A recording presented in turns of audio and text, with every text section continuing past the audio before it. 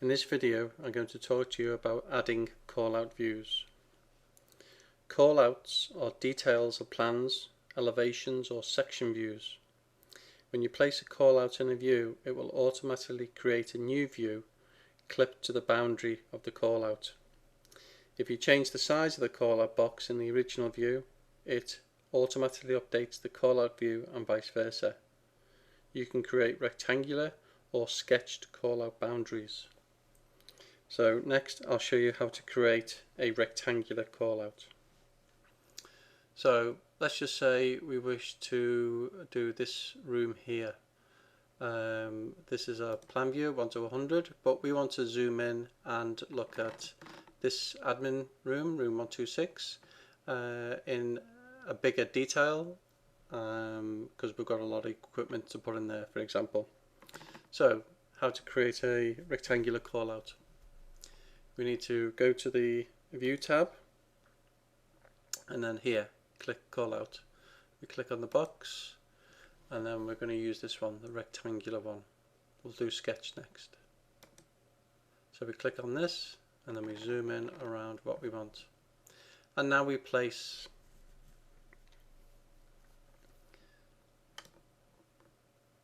our callout like that. And now we can click on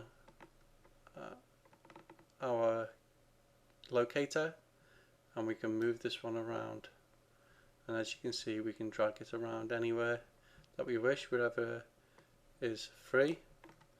And then we also need to be able to show it clearly, and we've also got this grab that we can use if we need to go around an obstacle to be able to see.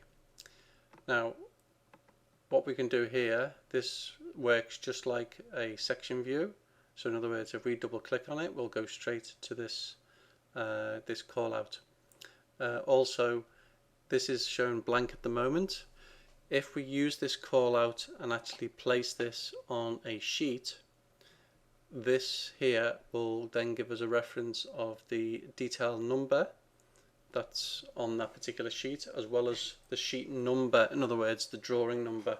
So if we have, for example, we place this on sheet number 6, it will have a 6 down here and it will be detail 1 if that's our first detail on that sheet. So we go to here now, and as you can see, from there we were at 1 to 100. This one, it automatically puts it at 1 to 50.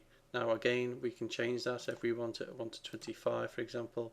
And then also we can also change, we want it at fine detail, and we can change anything that we want to see. From here we can change what we see. So if we want to fine tune it a little bit more, we can do. Again, just like what we showed you with the crop regions, we've got control over what content we see around any of the annotative texts, etc. around here. The grids always show, especially if it goes through your view, so as we've got a reference of where this particular is. We can apply our room names, etc. And any other items in place. Now if we use this to place our items such as electrical equipment or mechanical equipment, it will still show in the original drawing that we came from. So what we tend to do is on this drawing here, because we've got this call out, what we'll do is we'll pick our items and we'll hide in place, and that way this room will stay blank as far as this drawing is concerned, but our content will still show here, especially electrical, where we may have a lot of socket outlets next to one another and at different heights, etc. So they're on top of one another, so we can't see them. We might have other outlets, comms outlets, communications, data, etc. Could be numerous reasons why we need to create a callout. If we want to rename this callout, You can see it's here because it's based on this floor plan, a creator here and a callout. All we need to do is right click on it and rename it and call it whatever it is that we want to do. Okay, now let's look at this room next to us, which is sort of an L-shaped room.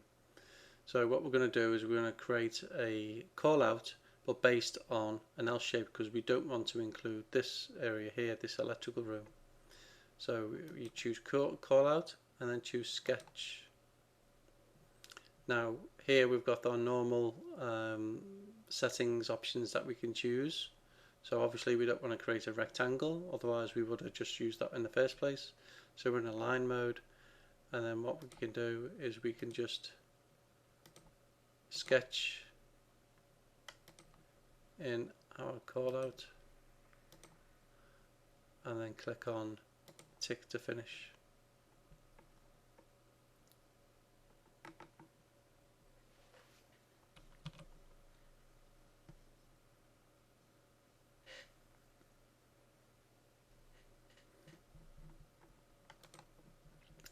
Now, if you're wondering about the bubble, it's placed it here. So what we can do is we can grab it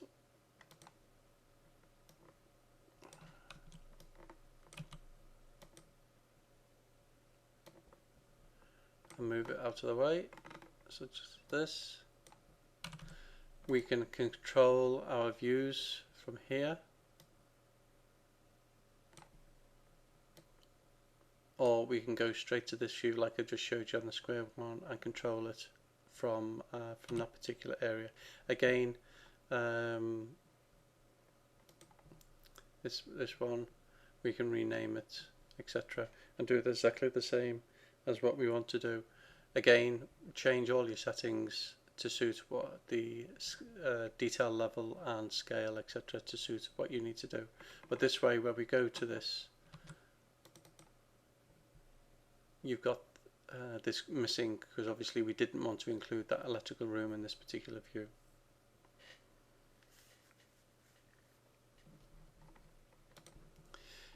If you find that you want to edit the shape of the room or anything like this, all we need to do is click on the item, and then we can choose this edit crop, and then it takes us back to this particular view.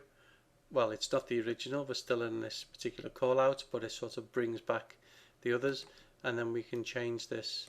You know, we might want to drag this and include another portion, for example,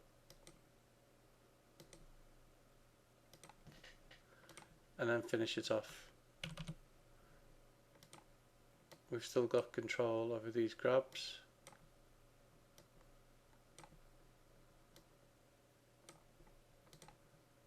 So you can do it this way. We could also use these other features, such as reset the crop, put it back to how it was, or use the size crop to make it bigger, etc.